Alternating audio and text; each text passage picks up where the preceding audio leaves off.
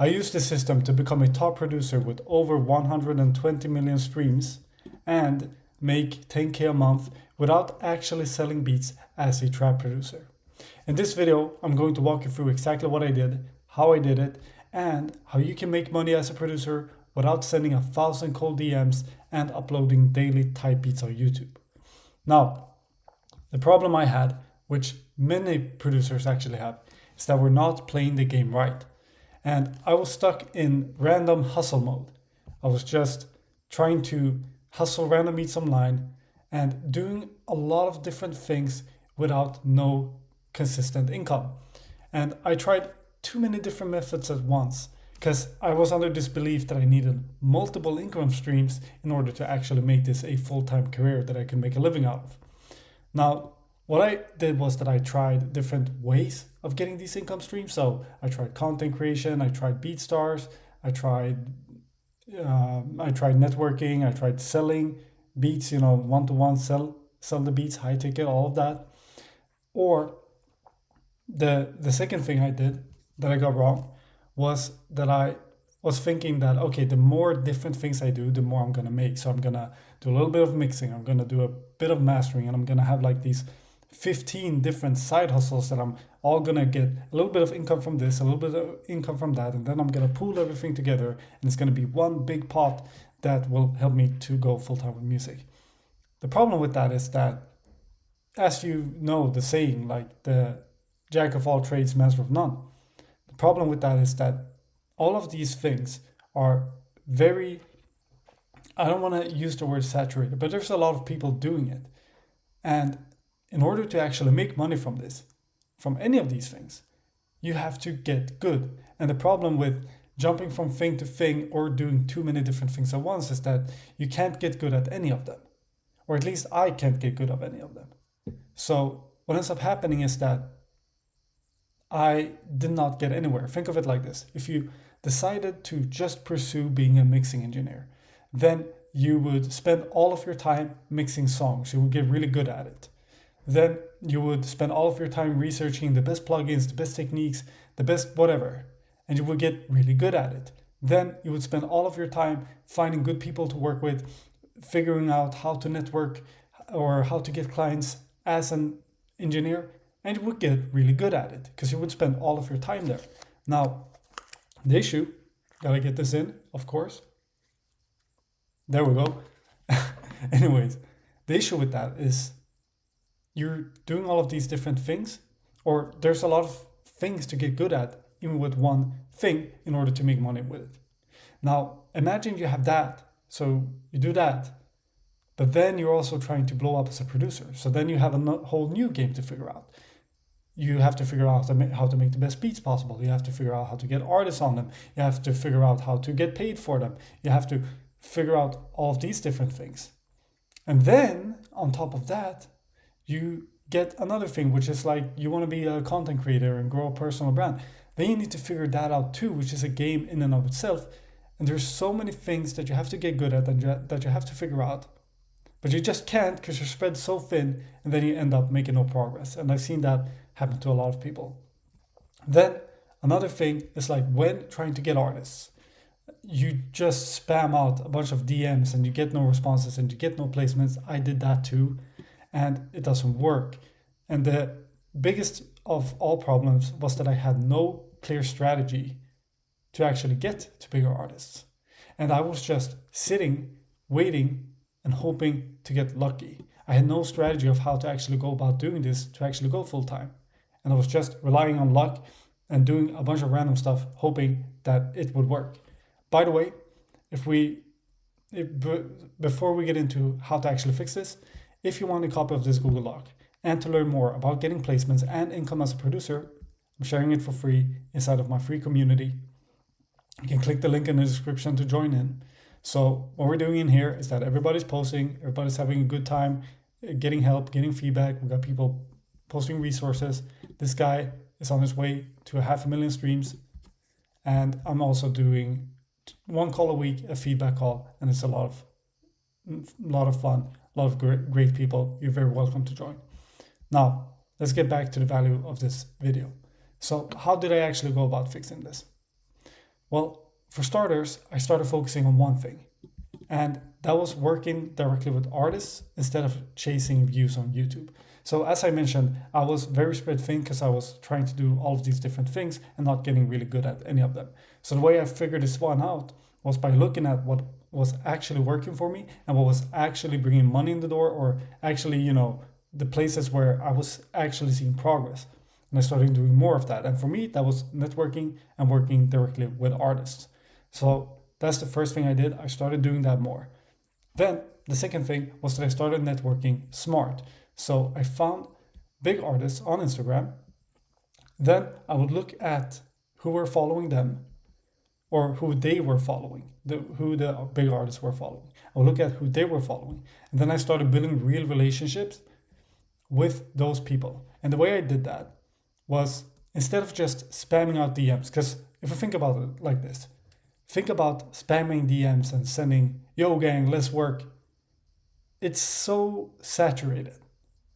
Like, that method is saturated. Everybody's doing it. And what ends up happening is that those types of messages are basically becoming ads. It's like seeing an ad. Imagine if you're watching a YouTube video, you see an ad pop up. It could be a good ad. It could be an ad for something that's actually good and that's actually something you need. But your brain is automatically going to tune that out and you're going to skip it because it's an ad. It's the same thing with these types of messages. So, I'm not saying this from a pedestal. I found this out the hard way because I did this. But what I instead started doing was that I started networking smart. Now, what that looks like is that I started by building relationships through comments and then moving into the DMs. So what I do is that I find a big artist, look through their network, see which small accessible artists I could get to in the start. Then once I had those people, I would go to their page, look through their page, find a post that stood out to me, something that stands out, something that genuinely interests me, or maybe they have a song snippet that I genuinely like. Then I would leave a comment on it. And when I'm leaving this comment, I want to make a specific comment that stands out. Now, the way I went about this was just genuinely finding something that interested me. It could be a song snippet. It could be a random picture. For example, they went to a gun range. Maybe I went to a gun range too, or maybe I found that interesting. But whatever. But I would find a song snippet or something that stood out to me, and then just leave a thought out comment on that. So I had this example of a guy I'm working with. He recently came across a producer he wanted to network with, and that producer had a Young Thug lyric on his picture. So then he just continued the lyrics in the comment, put that shouting emoji, looked hilarious, and then he got a response back and they could start talking from there. And that's how you can go about this. And don't write out like long, weird ChatGPT comments, but just something specific. For example, if you go to a producer, you hear a really nice jerk beat that they made, they could just say like, oh, that's how you make jerk, or whatever. And that's going to be just enough to where it's actually specific enough that it shows that you actually consume the content and it's going to get noticed, and then people are going to want to interact with you. And the way that this works better is because you're building recognition. So think about it like this. If we go back to the ad example, for example, if you seen a bunch of content from somebody, a bunch of good content perhaps, and you recognize their face, and then you see their face in an ad, you're way more likely to be like, oh wait, I recognize this. You might even watch the ad. You might even hear them out. It's the same thing here. So we're building that recognition by starting to build a relationship in public first before we move into the DMs. And that's what I did. And it worked very well for me. And that's the start. Then once I got in the DMs, I would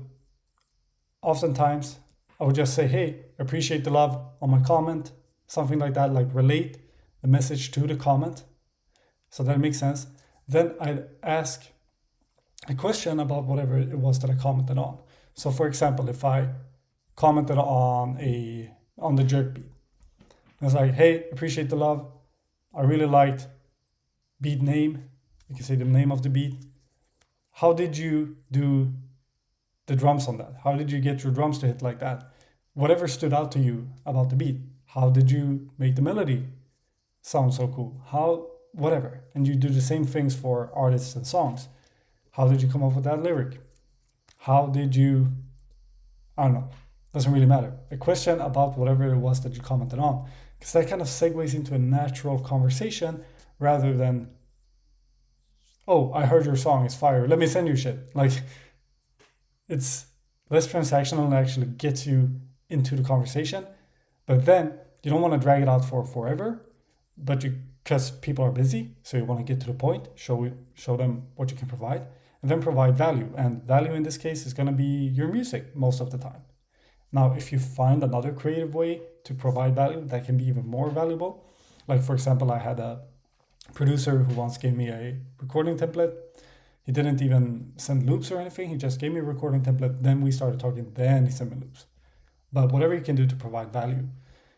Now, the way that you kind of segue that is that, okay, you ask the question. They're like, oh, I did XYZ, blah, blah, blah, blah, blah. They're like, oh, wow, cool.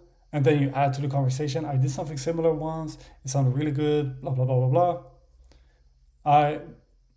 And speaking of that, by the way, I think that I got some, like if it's an artist, I got some beats in that style. I've been doing a lot of that. Is that the type of vibe that you're on right now? Is that the type of beats you're looking for? Or you could ask, what type of beats are, sorry. Or you could ask, what type of beats are you looking for? Because you just want to find out what they want. And if it's a producer, it's like, oh, I've been making a lot of melodies like that. Or those the types of melodies that you're looking for? It's just the principles behind it. So you want to figure out what they want. Then you say it in your own way, the way that you say it. But you figure out what they want, then you give them that. Then you make that. You can be like, oh, sick. I got something like that for you. Or I like to say, and even do, of course, I like to say, oh, okay, fire. I'm going to make you some custom loops. I'm going to make some custom beats. I'm going to send those over. Then you get that to them. Then when you're doing this, or when I did this, I had another problem, which was that I wasn't doing this with the right people.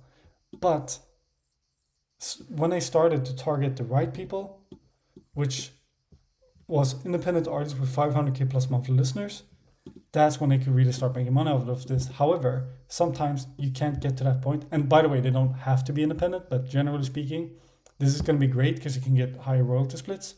And the paperwork side of things will typically be a little bit easier.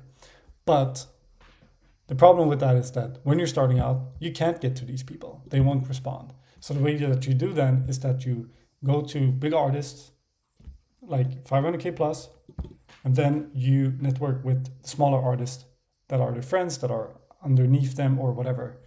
And you actually network and work with them and focus on providing really good beats, providing really good value, being a valuable producer, not just sending out beats, but actually helping them make songs. If you can, like if you can get in studio, even better, but just work as much as you possibly can with the people underneath them. And then that's how you're going to get in these people's circles. And if you do a good enough job, you're going to be able to start connecting with the big artists. And then once you're working with artists, I focused on starting to make big records. So my main focus was to, when I had an artist, I wanted to make their biggest songs, or I at least wanted to try. So of course, a lot of that comes down to marketing and stuff, but you can still do your part on your end. And what I started doing was obsessively listening to the top 50 charts to figure out what is working and how can I incorporate that into my own music. So I would listen to top 50 charts from Sweden, that's where I'm from other countries which I knew influenced Sweden, and I just listened to those songs over and over and over again and find what it is that's working. And I would say that you don't have to be super analytical about this. Just by listening and actually, listening actively to the songs, you're going to start figuring out what it is that's working and what's not. And you're also going to begin to subconsciously just internalize it and put that into your own music. Then, once I had the artist, as I said, I'll try to get in the studio as much as possible. Because then I could be there, I could build. First of all, the first benefit you get from that is that you meet more people. Because rarely is somebody gonna come alone to the studio. You're gonna meet even more people. Then, the second benefit is that I was very active in the songwriting process. I would help with the writing of the songs. I would do top lines, adjust the beats, cook up a lot of beats from scratch, and it just builds another relationship, and you become kind of invaluable to people, and you become their go-to producer. Because if they notice that they always come out with better songs, they always come out with a better result after working with you than they do on other places, then they're gonna come back, and you're gonna be able to build these really strong working relationships. And when you have these strong working relationships, another thing that I started doing, instead of just trying to hustle beats, I started charging per song. And the benefit of charging per song is that you have been working on a song, it's set to release, it's gonna release, then you have that song and you can charge more. So you can charge anywhere from 1K plus, like 500, the minimum for a song, 500 minimum. And that's like if you're just starting out. You can charge 1K, 2K, 3K, even more. Or if you know that they're going to be performing, 20 to 30% splits, or upfront if they want that, and then do 50-50 on the PRO side. And that's how I made money. So what happened after this is that I started doing all of this. And then eventually, you find the people that you can work with the best and they want to keep working with you. And you find people that are performing, that are making big songs, and then you lock in with them. So instead of trying to work with every single person, you have like 4 or 5 people that you consistently work with, like you're basically producing all of the records. And then you're releasing those records and you're having very favorable either upfront payments or splits on those records. And all of that's possible because you actually have a real relationship and people by now see your value. And by doing that and working with the right people, I made songs that actually got streams. And by focusing on actually making records that, would perform.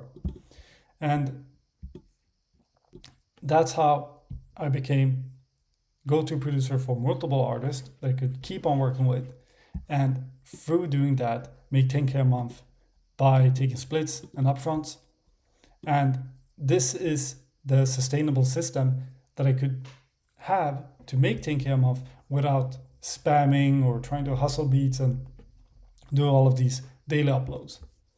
So the key lessons learned from this is that deep relationships beats mass outreach every time.